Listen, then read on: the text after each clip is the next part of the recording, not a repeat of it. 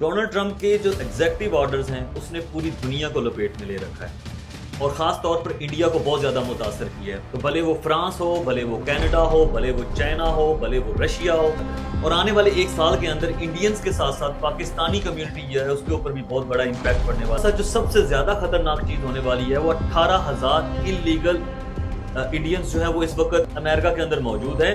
चूंकि face saving की ज़रूरत है इंडियन गवर्नमेंट को, उनकी अमेरिका के अंदर कोई स्पेस नहीं है। तो डोनाल्ड ट्रंप आखिरकार अपने सदारती ओहदे को संभाल चुके हैं।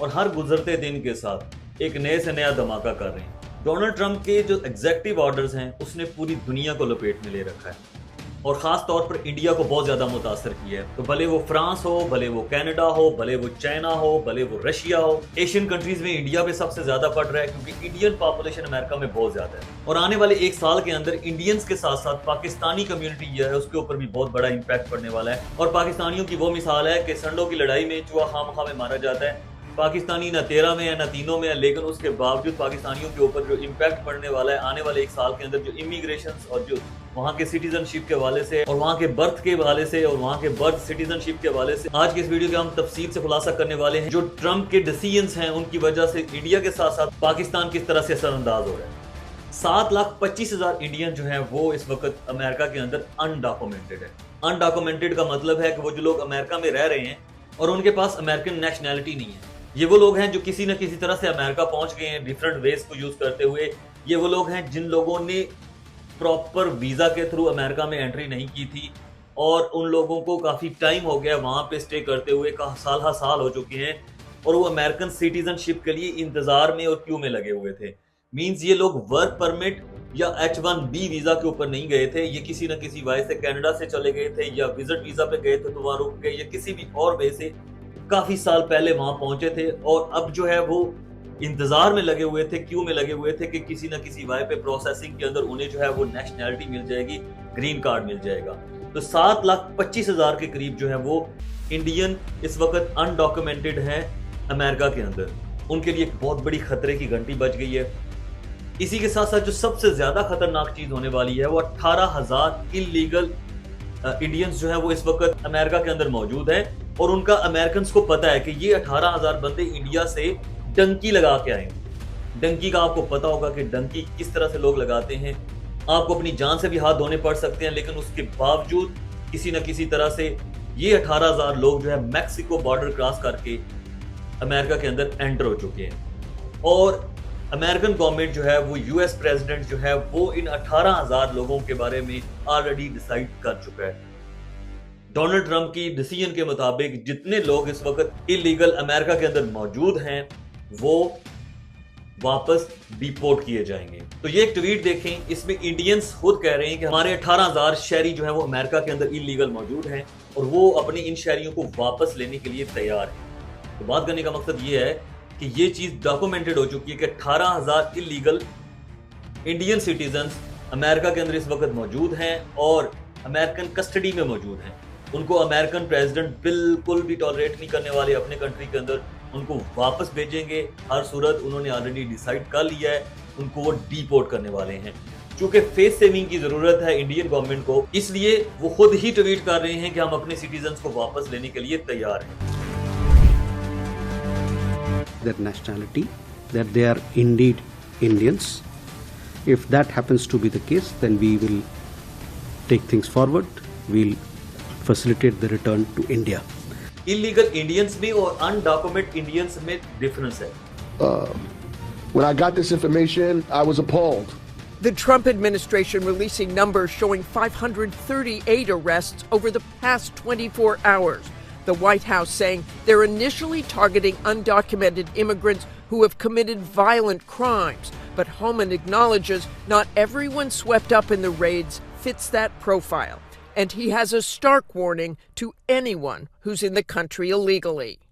इलीगल वो लोग हैं जो डंकी लगा के रिसेंटली अमेरिका के अंदर पहुंचे हैं। उनकी तादाद तकरीबन 18,000 है, लेकिन जो अनडॉक्यूमेंटेड हैं वो इलीगल नहीं है लेकिन काफी अरसे से अमेरिका के अंदर रह रहे हैं और उस प्रोसेस का हिस्सा बन चुके हैं जिसके अंदर उन्होंने सिटीजनशिप लेनी थी, यानी कि उस क्यू का हिस्सा बन चुके हैं जिसके अंदर सिटीजन मिलने थी।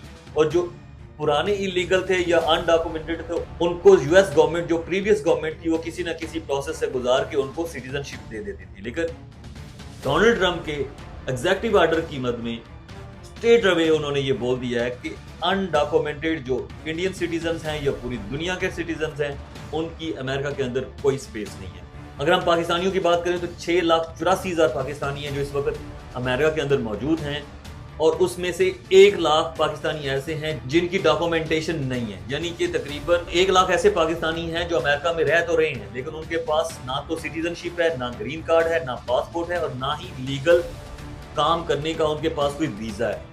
और जैसे इंडियन अनडॉक्यूमेंटेड सिटीजन के साथ होने वाला वैसे ही 1 लाख पाकिस्तानियों के साथ भी होने वाला है, उनको अमेरिकन सिटीजनशिप नहीं ऑफर की जाएगी। दी डॉन के मुताबिक जो न्यू ऑर्लिन में 1 से 1.5 महीना पहले टेररिस्ट अटैक हुए हैं तो डोनाल्ड ट्रंप बारहा उस चीज का सोशल मीडिया के ऊपर, ट्विटर के ऊपर इजहार कर चुका है कि रेडिकल इस्लामिक टेररिस्ट की तरफ से ये जो अटैक किया गया है वो इसको बेसिकली इलीगल इमिग्रेशन के साथ लिंक करते हैं और वो कहते हैं जो लोग इलीगल इमिग्रेशन करके डंकी लगा के अमेरिका के अंदर मैक्सिको बॉर्डर के थ्रू या कनाडा बॉर्डर के थ्रू एंटर हुए हैं उन्होंने ही इन टेररिस्ट अटैक्स में हिस्सा लिया है और 15 अमेरिकन सिटीजन्स को हलाक किया है। वो और ज्यादा वीजा और इमिग्रेशन प्रोसेस को सख्त करने वाले हैं और ज्यादा स्क्रूटनी को सख्त करने वाले हैं जिसके थ्रू पाकिस्तानी हो, इंडियन हो, एशियन हो या यूरोपियन हो, खास तौर पे मुस्लिम वर्ल्ड के लोग जो हैं उनके लिए बड़ी खराबी होगी इमिग्रेशन के प्रोसेस को थ्रू करने के लिए। तो जो लोग अमेरिका जाना चाहते हैं उनके लिए एक बहुत बड़ा सेटबैक यहाँ पे ये होने वाला है और सबसे ज्यादा इसका इफेक्ट पाकिस्तानियों को होगा क्योंकि पाकिस्तानी 14% मुस्लिम वर्ल्ड का जो मेजॉरिटी हिस्सा है वो अमेरिका के अंदर मौजूद हैं और मजीद भी जो एथनिक ग्रुप है पाकिस्तानियों का वो डोमिनेट कर रहा है इमिग्रेशन के हवाले से अमेरिका के अंदर, यानी कि जो इफेक्ट होगा पाकिस्तानियों के ऊपर सबसे ज्यादा होगा मुस्लिम वर्ल्ड में क्योंकि पाकिस्तानियों की तादाद तकरीबन 14% है जो मुस्लिम वर्ल्ड जो है अमेरिका के अंदर रह रही है। H1B वीजा वो वीजा है जिसका बहुत ज्यादा शोर मचा हुआ है पूरी दुनिया के अंदर और डोनाल्ड ट्रंप ये प्रॉमिस करके आए थे अमेरिकन सिटीजन्स के साथ कि H1B वीजा वो खत्म कर देंगे आने वाले टाइम के अंदर। Short answer is yes, I did read the text and I'm extremely shocked to see that legal work visa holders are basically painted with the same brushstroke as an undocumented worker is in the United States. So people who followed the rules, we came here legally on a work visa, are now subject to the same exact executive order as undocumented workers. So if you are on a H-1B, any work visa, the way I read the text of the executive order, it says if you're here on a tourist visa, I understand that. But if you are here legally on a work visa or as a waiver program, a J-1 visa, and if you are a mother who is on that work visa, and your husband or spouse, any partner, is not a green card holder, a permanent resident, or a US citizen, then that baby born in the United States will not be given citizenship. And this is extremely concerning to me. H1B visa होता क्या है उसके बारे में मैं आपको बताता चलूं। H1B वीजा वो वीजा जिसके तहत अमेरिकन कंपनीज स्किल वर्कर्स को all over the world, India में, पाकिस्तान में या किसी भी और दुनिया के हिस्से के अंदर अगर उन्हें कोई स्किल वर्कर चाहिए तो वो उसको H1B वीजा ऑफर करते हैं, अपनी कंपनी में जॉब ऑफर करते हैं और एक प्रॉपर लीगल प्रोसेस के थ्रू दुनिया के किसी मुल्क से भी लोग वहां से जाके अमेरिका के अंदर जॉब करते हैं और जॉब करने के बाद उनको एक रेस्पेक्टेबल वे से वहां पे रखा जाता है।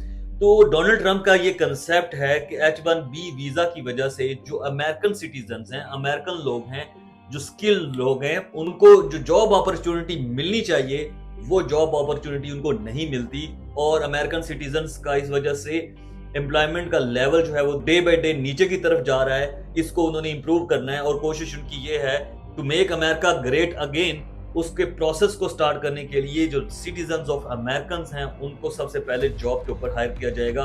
तो उस चीज के लिए वो डिस्कस करना चाह रहे हैं H1B वीजा को।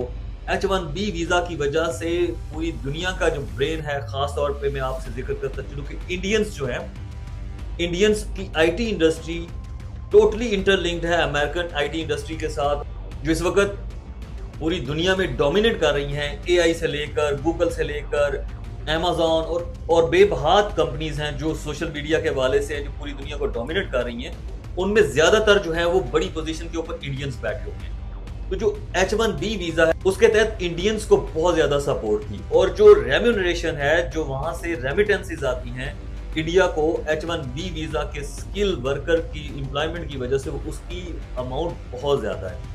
तो H1B वीजे को डिस्कस करने के लिए एक एग्जेक्टिव ऑर्डर पास किया है डोनाल्ड ट्रंप में। तो जो बच्चे किसी भी एम्प्लॉय के जो कि H1B वीजा के थ्रू आया हुआ है, एक लीगल प्रोसेस के थ्रू आया है, एक लीगल सिटीजन है अमेरिका का, उसके बावजूद वहां पे अगर किसी बच्चे की बर्थ हो जाती है ड्यूरिंग दिस जॉब, उसको सिटीजनशिप नहीं मिलेगी।